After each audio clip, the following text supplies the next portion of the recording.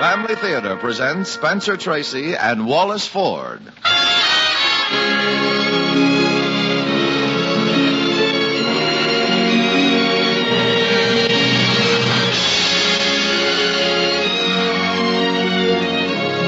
From Hollywood, the Mutual Network, in cooperation with Family Theater, brings you Joppe the Juggler with Wallace Ford as Joppe. To introduce the drama, your host, Spencer Tracy.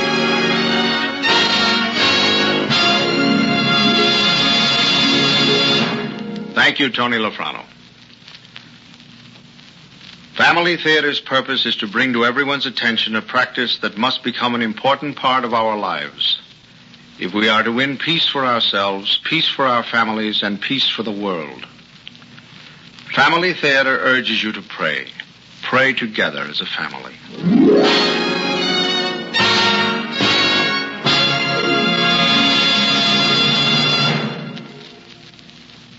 Tonight, Family Theater takes great pleasure in presenting Joppe the Juggler, starring Wallace Ford as Joppe.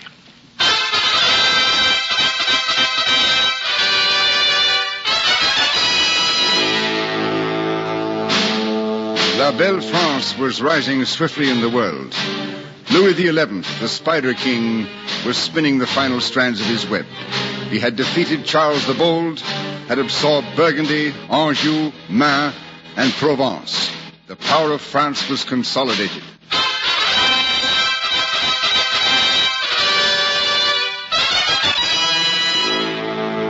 All of which meant nothing to weary Joppe the Juggler and his darling Blanche Fleur as they stirred the dust of a lonely road through Languedoc. An odd pair, they. Joppe, his face wrinkled and pale as a faded apricot under a thatch of unruly white hair. His long, ragged cloak, stained and patched in many places, flapping about his bony shanks encased in mildewed green hose. Tenderly he patted his companion's neck. Blanche Fleur looked at him with large, affectionate brown eyes. Her long pink ears trembled momentarily. Blanche Fleur had reason to be grateful. Joppe, with generous consideration for her years, was walking by her side. As mules go, Blanche Fleur had lived beyond her prime. And it was on this day that they came to a crossroads in their journey and a signpost which pointed to Mazamet. Mazamet? Have we ever been to Mazamet, ma petite? Oh, what a wide world it is. What a long world for walking, and always the same. Houses and people and children and dogs and nothing to eat. Pardon me, Blanche Fleur. I should not have mentioned that. Of course you're hungry. But you should be used to it after all these years. It was your misfortune to choose a juggler for your partner. A juggler with 6 plates who can do anything with them except fill them. Oh, well, thinking is for people who have just eaten a plump partridge, not for the likes of us. Hello, ma petite. We had better sound the cymbals to tell the people of Mazamet that we are coming so they'll know we're honest travelers and not thieves.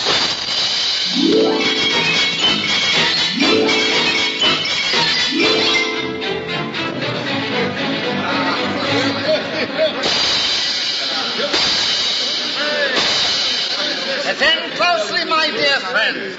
I am Joppe the Juggler, known throughout the world for my magic fingers. I will show you wonders you will not believe in, with only 6 plates. These 6 plates, which I throw into the air one at a time, always 2 in my hands and 4 in the air. Watch them closely. Do you see that? Do you see what I see?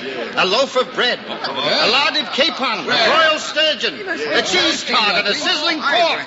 And wash them all down with a fine wine spiced with cinnamon and ginger. Oh, what a juggler. I'd like to see you try it with some of that fine wine you mentioned. Just hand me 6 bottles filled, and I promise not to lose a drop. What else have you got in your bag of tricks, eh? I can dance, do cartwheels, backflips. Oh, come on, Marie. We've seen all this before. Come back, my friends. I, too, can do magic. If that is what you wish, see here. Here is my cap, empty. Now, watch. Nothing in my hands, and yet, here is a rock. Rock? Why, Fabian produced rabbits and ducks and even a small dog. Oh, 6 empty plates and 1 rock. We have plates in our own cupboards and rocks in our... But you do not have my Blanche Fleur. And who is she? A golden princess you're about to produce from your tattered cloak? She is my best friend. She stands beside me here. The mule? He calls her Blanche Fleur. You may laugh, but not one of you has the patience, the loyalty, and the intelligence of my Blanche Fleur. Now he says we are no better than mules. Come on, we came to be entertained, not to be made Blanche Fleur. Blanche Fleur. Ah, well. So, Mazame did not like us. Perhaps the next village will. And on the way, who knows, we may find a farm where we can work for our supper. Heads up, my petite, and have faith.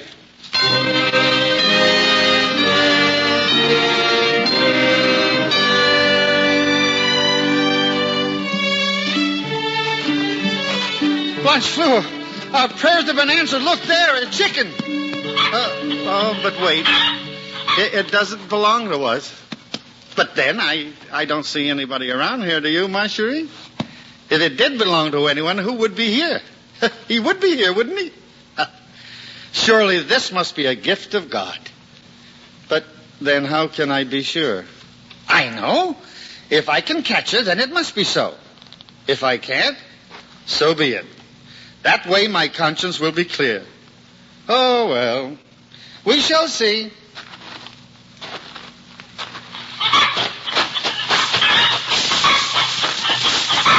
It is so. Thank God. Not only for the chicken, but she is such a plump one.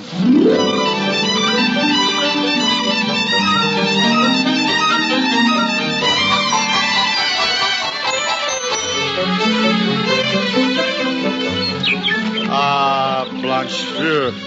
How different the world looks now. This is truly a most beautiful country. Look. A stranger beckons us ahead. He must have more good news for us. I told you, Blanche Fleur, the sun is shining on us today. He is a man of God. That bids well. Good day, Father. Good day, my son. You've been waiting for us, Father? Oh, you? I know. I've been scouring the whole countryside searching. Oh, perhaps I can help, if you tell me what you are looking for. I raised her myself, fed her myself. She was to be a surprise for the Abbey, and today of all days she is missing. Then we shall find her for you. What does she look like, Father? Well, she was plump, all red, with one round spot of white on her back. And her name, Father? Name? Oh, she had no name, my son. We do not name hens. She was a hen? My favorite. Why, I fed her only the finest of corn. Did you say she was all red with a spot of white? Yes. Have you seen her? Well, yes. The truth is, yes. But good. Where is she? Father, there is nothing I would rather do than to lead you to your favorite hen, but alas, this is now impossible. Why? I ate her. Oh, but she was not yours to eat. But Father, when I saw her, I did not know that she was not mine to eat. Nevertheless, she was delicious.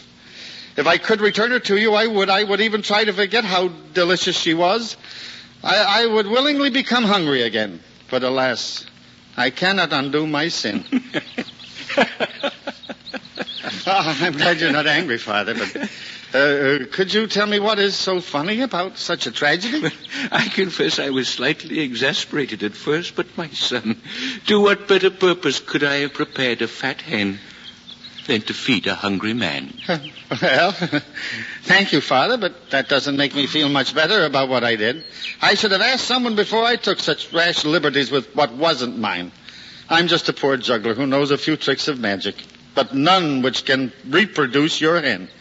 But with the strength she has given me, perhaps I can repay you a little for the first full supper I have had in many a year. Well, my son, I have already been repaid. Please, Father, there must be something I can do at the monastery. Unless there is, that hen will lie like a stone on my stomach. Well, if it will make you feel better, I am the monastery cook. The potatoes in my kitchen do multiply far faster than my hands can peel them. Good, Father. You have made me feel better. Father, a question. Have you any idea how many potato peelings it will take to atone for my sin? I am a good cook, my son, and I could tell you what it takes to make a tasty broth. But yours is a question which only the Lord himself can answer.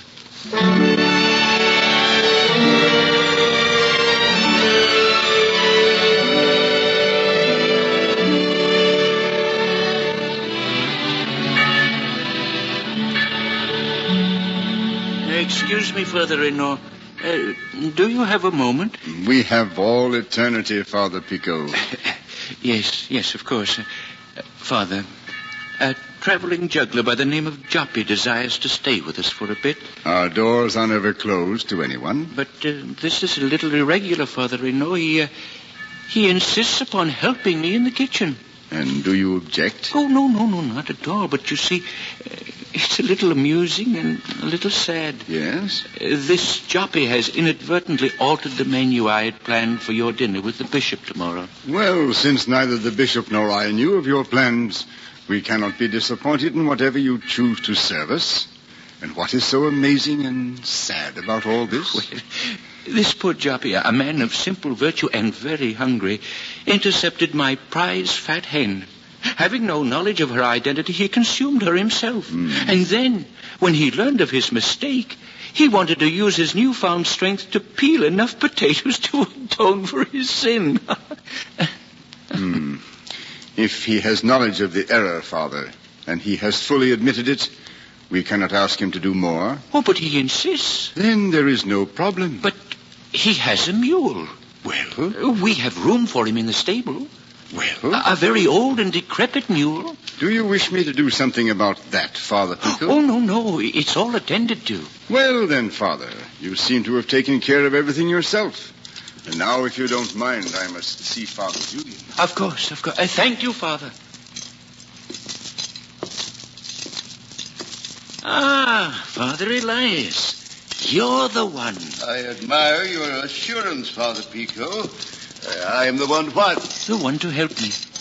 I had planned to ask the abbey, but I changed my mind. You see, it concerns a traveling juggler. I've already seen him in your kitchen. I admire his energy. So many potatoes in so short a time. Do you know why this Joppe is peeling so many potatoes? Yes, Father Pico. I've heard the story of your poor fat hen. Well, then, this Joppe has taken the whole matter much too seriously. In fact, he is all tied up with the problem of numbers. How many potatoes make an atonement for his sin? I've tried to reassure him, but I'm afraid that since I am a cook as well as a priest, he doubts my qualifications as a theologian. I do believe that he'll keep on peeling potatoes forever, unless somebody sets his mind at rest. Yeah, you pose a very difficult question. But I would like to speak to this Joppe of yours. I want to thank him. I'm indebted to him, you know. Father Pico, despite my firmest resolve, I couldn't keep my eye off that hen of yours. She was a great temptation.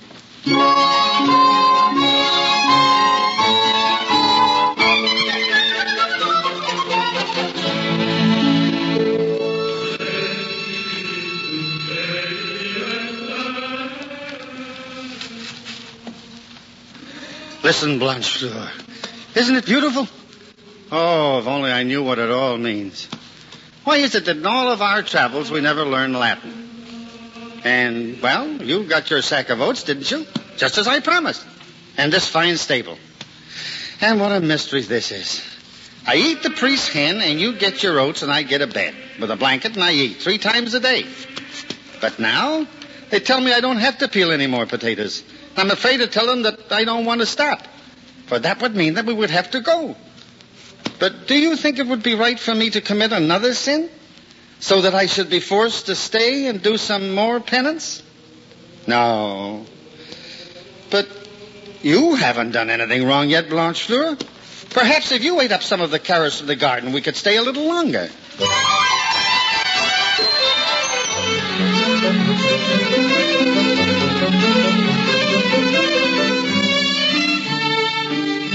Father Pico. Yes, Joppe? Alas, I have some good news for you. Why, alas, when your face is shining so brightly? Because it's bad news. You see, Blanchefleur, my mule. I'm sorry. Is she ill? Well, yes, but it's not the illness for which I am sorry. You see, she should be ill for what she has done. Well, what has she done? I am afraid she has eaten up some of your vegetable garden. Oh, but how did she get out of the stable? I wish you hadn't asked me that, Father. Why? I hadn't expected you to ask me that. But since you have, it would only make it worse if I lied, wouldn't it? And it's bad enough already. You let her out yourself? Yes, I did, Father. Oh, why? Well, Father, I wanted her to eat some of your vegetable garden. But why? If I may speak for Blanchefleur as well as myself, we are both very anxious to do penance for her criminal appetite. You couldn't think of any other way of staying with us? No, Father. Blanchefleur and I don't belong here except to make amends for things we do wrong. Well, my friend, that is why we're all here, to make amends. You may visit with us for as long as you wish, Joppe. I don't wish to visit, Father. You don't visit when you're home. Oh, well, then there is no problem at all. But there is. And I'm too old ever to solve it. You see, Father Pico, I don't know any Latin.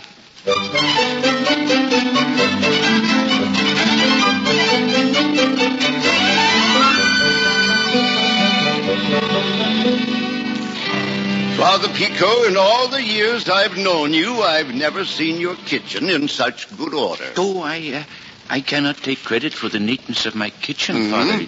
No, my friend Joppe, in his overwhelming gratitude, treats it as a room in heaven. But, Father Elias, if you don't mind my saying so, I think you've always preferred my room. Yes, which is because of my carelessness usually provides a scrap or two left over from breakfast or supper. Well, how else can I pay tribute to your genius, Father? Then, would you like a bowl of broth to fortify you for the fast tomorrow? The vigil of the Nativity. Ah, yes. Well, there are many ways of veneration. Tomorrow I fast. Tonight I take advantage of your offer and sip a bit of your broth in honor of the Blessed Virgin. Oh, hold on, my friend, not so fast. You'll burn your tongue. Father Elias, you are a master of paradox. I have one that perhaps you can explain. It concerns my poor Joppe. Is he still worried about not knowing Latin? Oh, no. It's not that. He's learned enough to say the Ave. Learned it the hardest way, too, by rote. No, it's not that. I have never seen a happier man than Joppe when he was told he could stay with us as a lay brother. But recently I've had the feeling that he is no longer so happy. Oh, you worry too much, Father Pico. Have you forgotten that change and adjustment are never easy? When a man has walked all his life and he suddenly stands still and remains still, his muscles complain. For instance, when I stop thinking, my head aches. I thought you were going to suggest that when you stop eating, your stomach aches. Oh, touché, Father Merci, Pico. Father Elias. Merci. Oh, excuse me, Reverend Fathers. Am I interrupting an important discussion? Come in, Brother Joppe. Father Pico, I have just finished spading the onion bed. Brother Joppe, I wish you would give those poor onions a chance to grow. Well, I guess I was carried away by the beautiful music. It's so much easier to work that way. Father Bertram was playing the organ, something I had never heard before. That is his new Ave Maria. He composed it especially for the Nativity. And by the way, I didn't mention it, Father Pico, but the illumination you painted for his manuscript is magnificent. A most glorious tribute to the Queen of Heaven. Oh, it is nothing compared to your treatise on the virtues of the Mother of God. Thank you, Father. But aren't you falling into the error of evaluating one thing above another? May I remind you of what St. Francois said? That God requires a faithful fulfillment of the merest trifle given us to do, rather than the most ardent aspiration to things to which we are not called. What we do best is never trivial, for it is the best that we can do.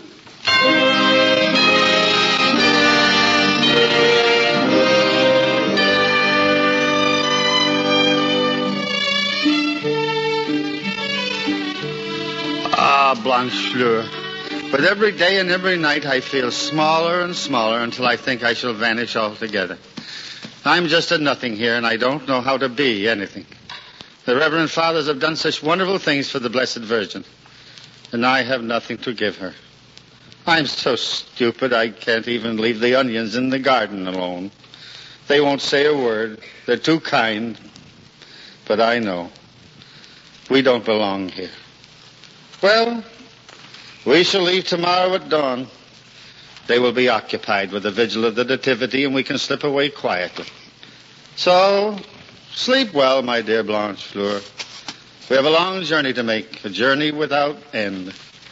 And now we'll pray. At least I have learned this one in Latin, I think. Ave Maria, gratia plena, Dominus tecum, benedicta tu mulieribus.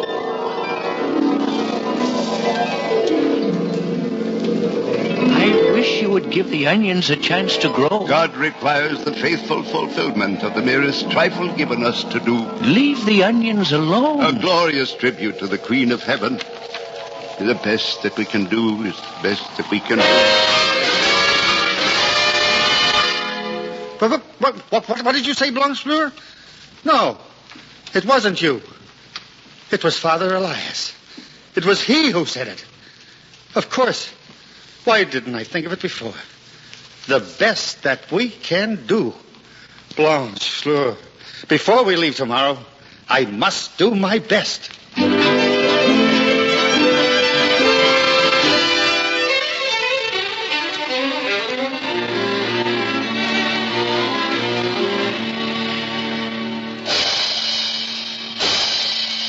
What is that noise? Did someone invite a circus here to celebrate the Nativity?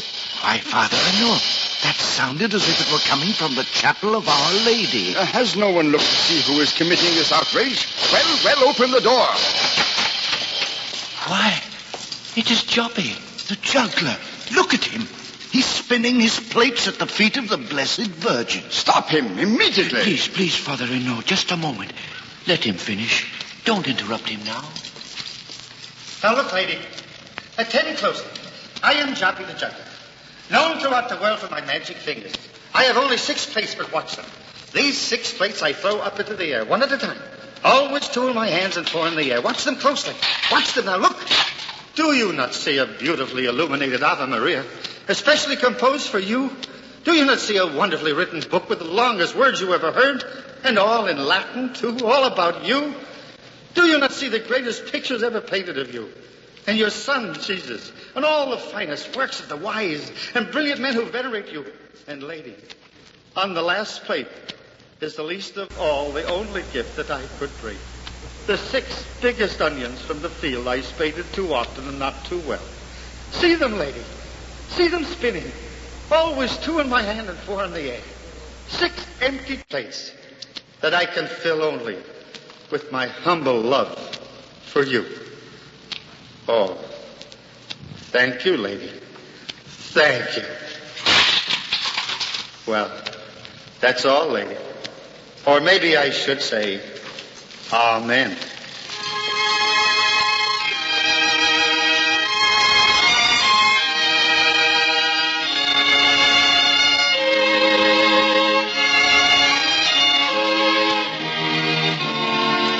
Beyond all doubt, he is a good man, Father Renaud. He meant no harm. I know, Father Pico. You have told me before about this Joppe the Juggler. It was the only way he knew how to show his devotion.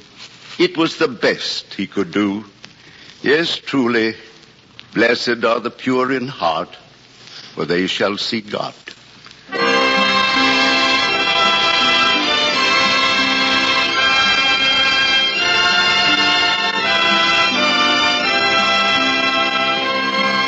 I did it. Ma petite Blanchefleur. Never did 6 plates spin so swiftly. Never were my hands so sure. Never did I see so clearly the things I dreamed of. For her. But Blanchefleur, this is the most wondrous thing of all. I swear that I could see her hands flutter in a gentle applause. And when I dared to look up at her, she smiled. Perhaps now we will not have to go, after all. But Blanchefleur, we've got to get busy. I've got to think of some more tricks. Maybe I could borrow the candlesticks from the altar. Just imagine. 6 lighted candles spinning in the air. There's never been done in all this world. But then no juggler in all this world before has ever had such an audience.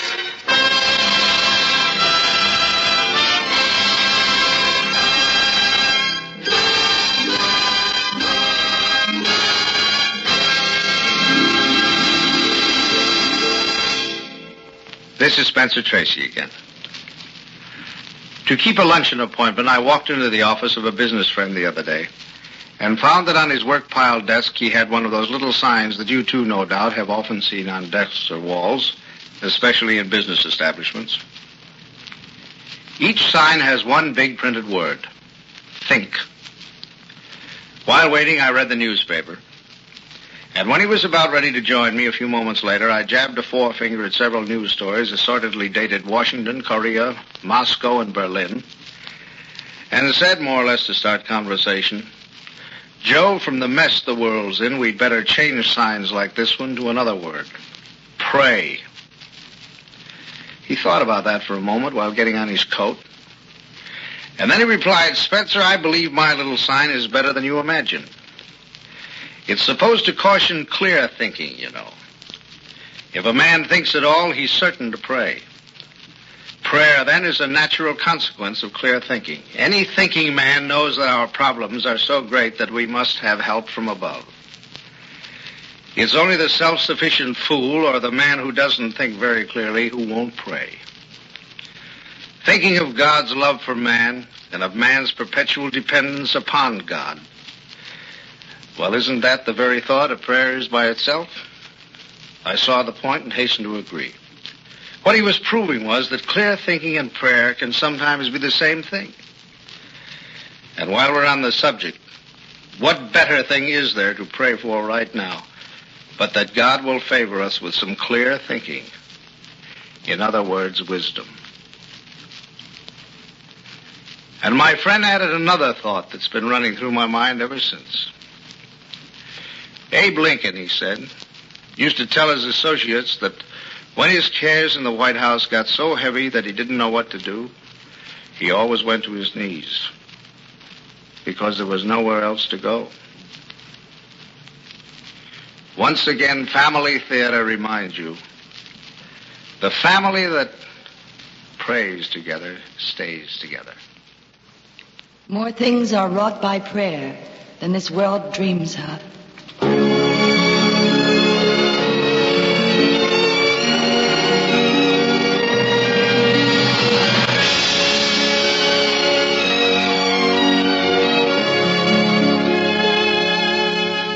From Hollywood, Family Theater has brought you Joppe the Juggler, starring Wallace Ford, with Spencer Tracy as your host. Others in our cast were Francis X. Bushman, May Clark, Herb Rollinson, Bill Johnstone, and Tudor Owen. Our story was adapted by Milton and Barbara Merlin from an old French legend. Music was composed and conducted by Harry Zimmerman.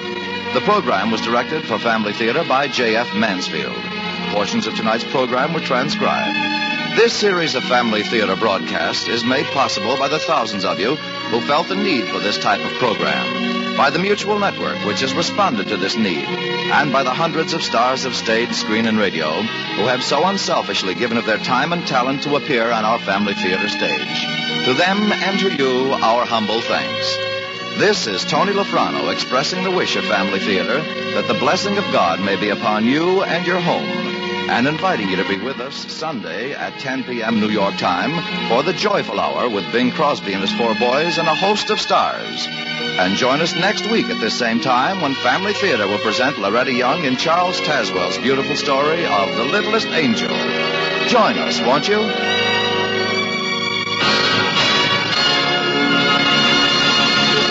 This is the Mutual Broadcasting System.